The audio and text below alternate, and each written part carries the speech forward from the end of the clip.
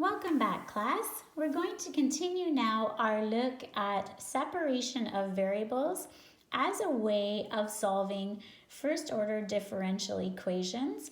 So I'd like to present some additional examples. This would be the sixth example thus far. So let's take a look. We have ds minus s squared dt is 9 dt. So the variables are s and t. We have to look at each differential. The problem lies in this term. The variable s squared should not be attached to the differential dt.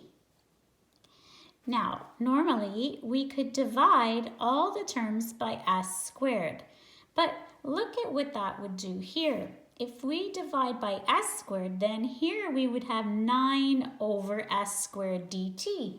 So we would present a problem in this term.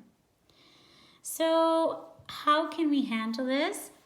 Well, we can move these terms to the same side of the equation, like this. So we'll have 9 dt added to s squared dt. Because now, attached to the differential dt, we have the binomial 9 plus s squared. So dt is common factored from the two terms now. And we can see that the strategy will be dividing by 9 plus s squared. And that will fix our problem because we will not have any s's then stuck to our differential dt. Okay, so that'll be ds will be over top of 9 plus s squared. And on the right side, we will have just dt like this.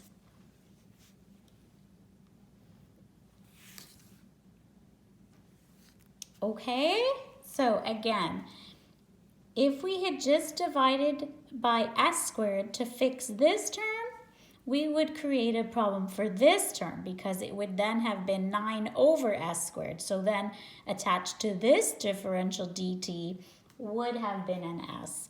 So that's why we tried something different. We got the terms containing dt on the same side and common factored. Now we were able to divide both sides by 9 plus s squared. Okay, so on the right side now, what we're actually going to be doing is integrating. It's like integrating the number 1 with respect to t. So that's going to give us t. So just like the integral of 1 will give us x generally. In this case, we're integrating with respect to t, and so the integral is t. Okay, and then, we can include a constant here. Now, what about this integral? I'm hoping that you recognize it from our last unit, but let's go ahead and look at our sheet here as well. Okay, so this is within the back cover of your textbook, and I want you to look in particular at this formula. So we have du over a squared plus u squared, and it's 1 over a tangent inverse of u over a. So certainly we have to identify what in this case we are using for both a and u. So u is our variable, so it is s, okay, because we have ds and we have s squared. And in this position, we have the number 9. So 9 is 3 squared, which means a is 3. Okay, so we're going to be using this formula right here with a being 3 and u being s. Okay, so we might want to make note of that. We're using u is equal to s and a is equal to 3. And so the formula is 1 over a, so that's 1 over 3, and then tangent inverse or arctangent. And now it's, the argument should be u over a, so s over 3. Okay, so we've correctly integrated this right here.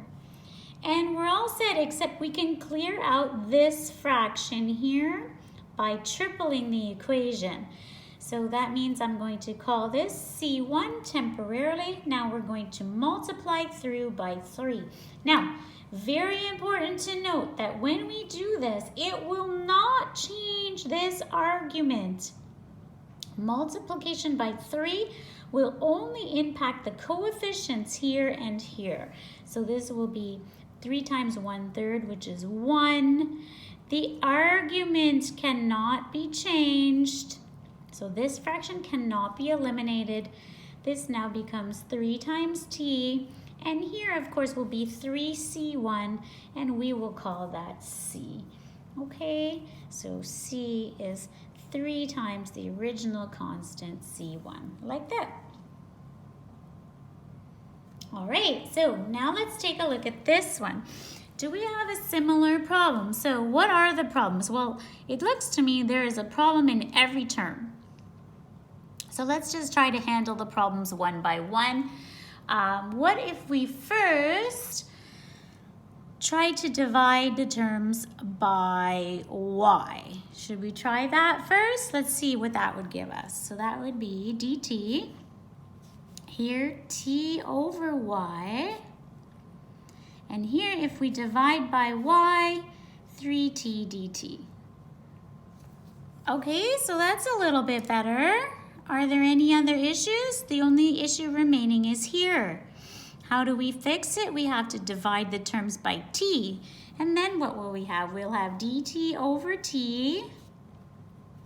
Dividing by t here will be dy over y. And dividing by t here, 3 times dt. And so in that way, we've eliminated any problems. Okay, so again, we've made it such that stuck to the dt's, we do not have any y's, and stuck to dy, we do not have any t's. So the problem has been fixed.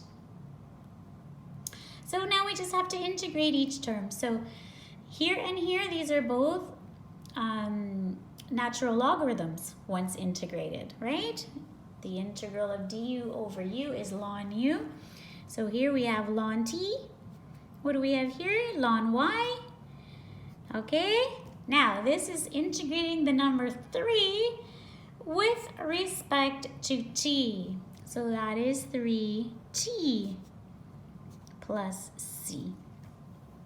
Okay, just like integrating 1 gives us t, integrating 3 gives us 3t. Okay, and that's pretty good. The only other thing I would suggest is that we combine the logarithms. If this is a plus sign, they combine with a product in the argument, just like that. Okay? So the argument of the logarithm is t times y. And that question is now complete. All right, let's try another example. So let's try this one now.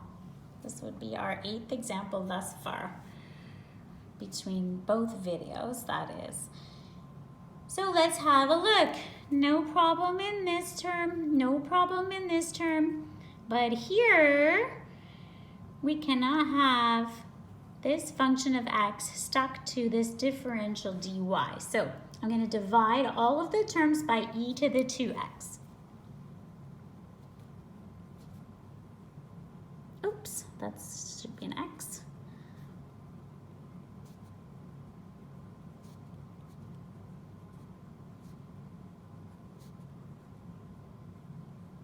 All right.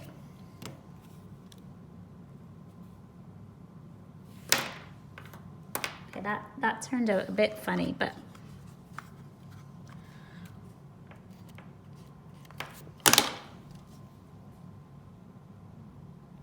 All right, so that's much better. But now we want to actually make these in the appropriate form for integration. All right, so what can I do here? Well, I have to remember that when you divide powers of the same base, you subtract their exponents. So this is the same as e to the x minus 2x, right? Which is the same as e to the negative 1x. So it's two powers that are being divided. They both have base e. So we take x, subtract 2x. So 1x minus 2x is negative 1x. So that's the new exponent. And here, if I'm going to integrate this, I need to first write it with a negative exponent. And now I can just integrate these term by term by term. So here we're integrating the number 1 with respect to y, and we will get y. Hopefully you remember how to integrate an exponential function. The integral of e to the u du is e to the u, but we have to remember to divide by the derivative of the exponent. So this will remain in the integral, but in front of it will be 1 over negative 1, because negative 1 is the derivative of negative 1x. Okay, and in the very same way, this is for e to the negative 2x, so the exponential remains in the integral, but we must divide by negative 2 because negative 2 is the derivative of negative 2x. And then again, we will have a constant here. So cleaning this up, y minus e to the negative x is negative 2e to the negative 2x plus c. And that's it. That's perfect for that problem.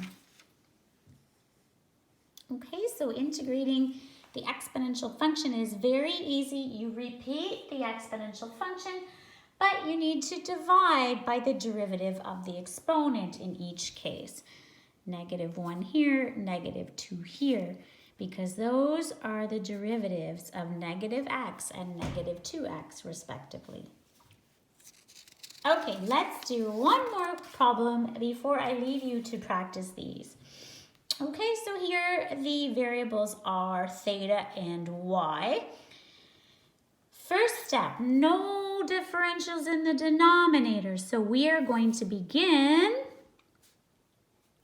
by multiplying here by d theta.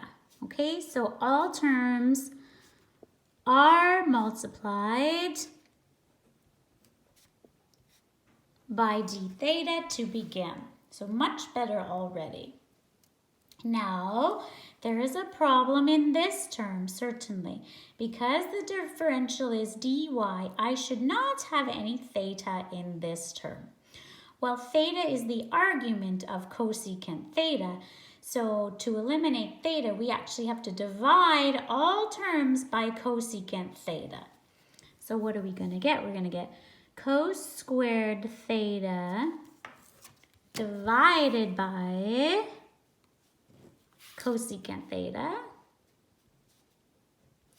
d theta, plus y, dy is 0. Exactly like that. Okay, now let's continue. What we want to do, now that the variables are properly separated, is integrate.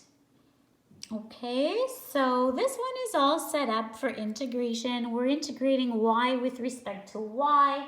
I think you know that that is going to be 1/2 y squared. Okay, we're going to have a constant somewhere. I'm going to throw it on the right side here, okay? But we'd like to integrate this properly, and I may want to do that down here.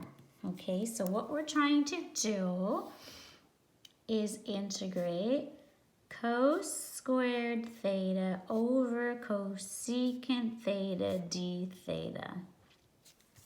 Now, to integrate this properly, I might first want to change division by cosecant theta into multiplication by sine theta. This is the same as cosine theta all squared times sine theta d theta. So that's one of the basic identities.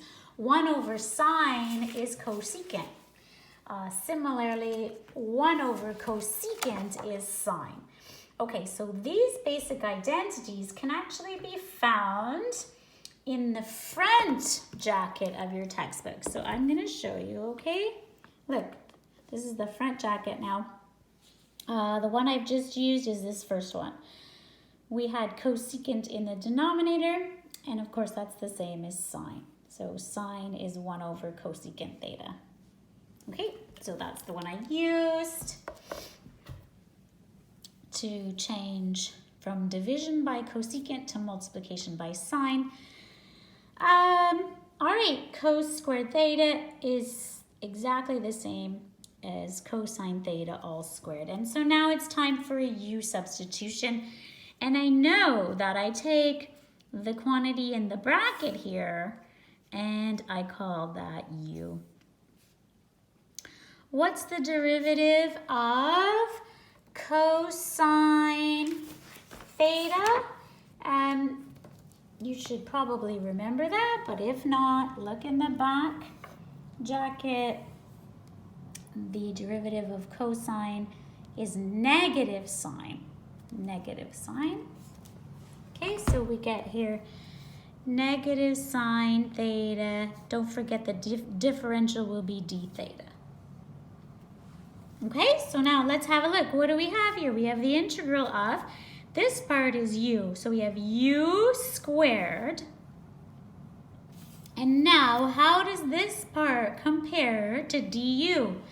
We have sine theta d theta. Du is negative sine theta d theta. So what we have right here is the negative of du. So we're integrating negative u squared with respect to u. Again, integral sign, write it down. This part is u squared, write it down. And then what's this part equal to? It's not equal to exactly du.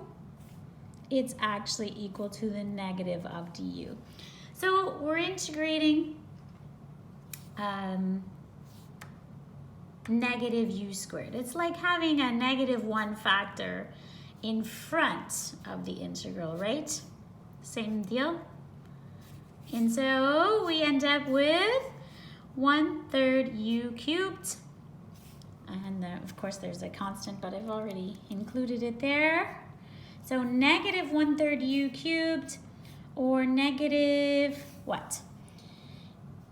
Cosine of theta all cubed. And so that's what can go right here. So negative 1/3, and we can use it, we can leave it rather, cosine theta all cubed, or we can change it to cosine cubed theta. And I've already, again, included the constant here. So this is excellent. The only thing I'd suggest is that we clear out these fractional coefficients.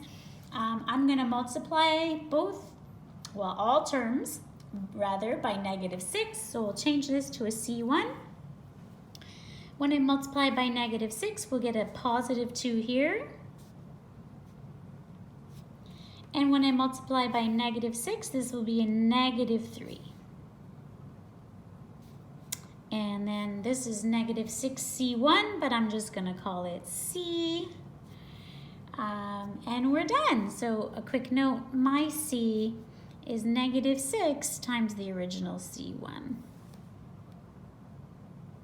And that's it for a 9th example of using a separation of variables to solve first order differential equations. So it is absolutely time for you to practice these types of problems. I've listed some recommended problems for you in Blackboard, so please take the time to go through those.